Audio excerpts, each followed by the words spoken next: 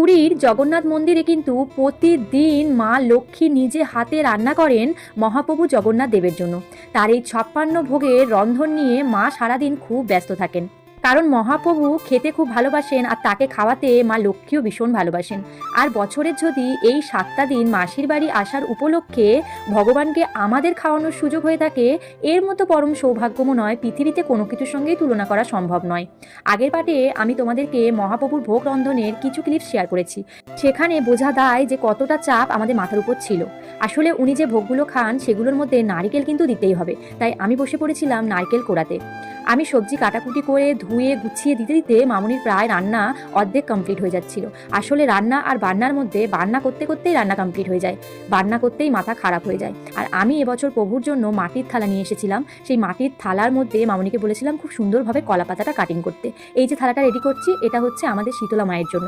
এটা হচ্ছে মায়ের নিত্যদিন ভোগের থালা, মন্দির থেকেই আমাকে পাঠানো হয়েছিল। মায়ের ভোগটা এর মধ্যেই খুব সুন্দরভাবে একে একে গুছিয়ে দিচ্ছিলাম। থালাটা সাজানোর পর দেখতে তো বেশ মিষ্টি লাগছিল। আর এই কণিকা ভোগটা আমি রান্না করেছি। এটা দেখে আমার মনটা জাস্ট মিনিটের মধ্যে ভীষণ ভালো হয়ে গেছিলো, কারণ আমি যেরকমভাবে বানাতে চেয়েছিলাম ভোগটা ঠিক তেমনভাবেই বানিয়েছি। আর এই যে থালাটা রেডি করেছি, এটা হচ্ছে আমাদের বাড়ির তারা মায়ের জন্য, তাই মায়ের ভোগের মধ্যে একটা বড় জবা ফুল দিয়ে দিলাম। আর এই যে থালাটা এখন রেডি করছি, এটা মহাপ্রভু জগন্নাথ দেব, মাতা সুভদ্রা ও প্রভু বলরাম দেবের জন্য।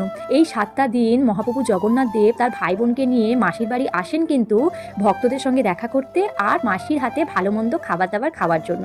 এই এক সপ্তাহ আমাদের ভক্তদের কাছে ভীষণ সুন্দর কয়েকটা দিন, খুব সুন্দরভাবে প্রভুর সঙ্গে কাটানোর এই মুহূর্ত আমরা কোনো ভক্তই মনে হয় মিস করতে পারি না।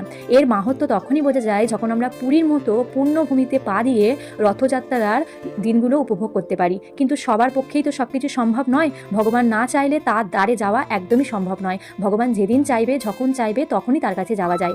তাই যদি কোনোদিন সুযোগ হয় রথের সময় পুরী যাওয়ার, আসলে এত ভিড় হয় তাই আমি সাহস করে কখনো যাওয়ার কথা ভাবতেই পারি না, কিন্তু খুব ইচ্ছা আছে বাবাই বড় হলে রথের সময় প্রভুর পূর্ণভূমিতে প্রভুর সঙ্গে গিয়ে দেখা করে আসবো। তারপর চলে এসেছিলাম আমরা মন্দিরে। আর এই যে আমাদের মহাপ্রভু শীতলা মন্দিরেই আছেন। ওনাকে প্রথমে আমি ভোগটা দিয়ে দিয়েছিলাম। প্রথমে বলছিলাম ঠাকুরমশাইকেই দিতে, তা উনি বললেন যে আমি এত কষ্ট করে রান্নাবান্না করেছি, আমাকেই সবটা গুছিয়ে দিতে। আর এই যে ভাইটাকে দেখতে পাচ্ছ, ও আমাকে অনেক অনেক অনেক সাহায্য করে সব বিষয়ে, মন্দিরের সমস্ত বিষয়ে আমাকে বলা, সব কিছু জানানো, প্রত্যেকটা বিষয়ে ও আমাকে খুব সাহায্য করে। আর ঠাকুরের জন্য যে মালা ফুলগুলো এনেছিলাম সেগুলো পরিয়ে দিয়েছি।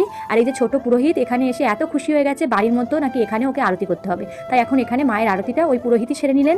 ততক্ষণে আমাদের যে মেন পুরোহিত আছে উনি আসতে একটু লেট করছিল বলে আমাদের বাড়ির পুরোহিত কাজ সারলো। তারপর উনি আসার পরে উনি পুরো পুজোটা করলো।